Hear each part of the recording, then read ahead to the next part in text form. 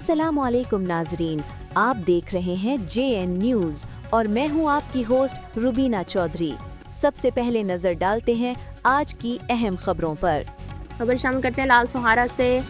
बोया जो शजर आने वाली नस्लों ने भी कहा कि कितना मेहरबान था वो शख्स ज़माने पर। मोहम्मद आरिफ सुल्तानी ने शजरकारी की मुहिम के हवाले से बात करते हुए कहा कि हम इसका दोबारा से आगाज़ 25 फरवरी को कर रहे हैं। मोहम्मद आरिफ सुल्तानी ने गुफ्तगू करते हुए कहा, पिछले 2 सालों से ये काम कर रहे हैं लेकिन इसका नतीजा सिर्फ 10% आया है।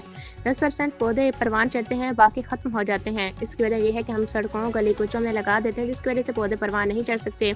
इनकी हिफाजत करने वाला कोई नहीं होता। इनका यह कहना था कि हमने आज एक नया प्लान तैयार किया। हम मुख्तलिफ स्कूल्स और कॉलेज यूनिवर्सिटियों के अंदर जाकर स्टूडेंट नौजवान नस्ल को दरख्तों के हवाले से मोटिवेट करेंगे, इनके अंदर पौधे तकसीम करेंगे।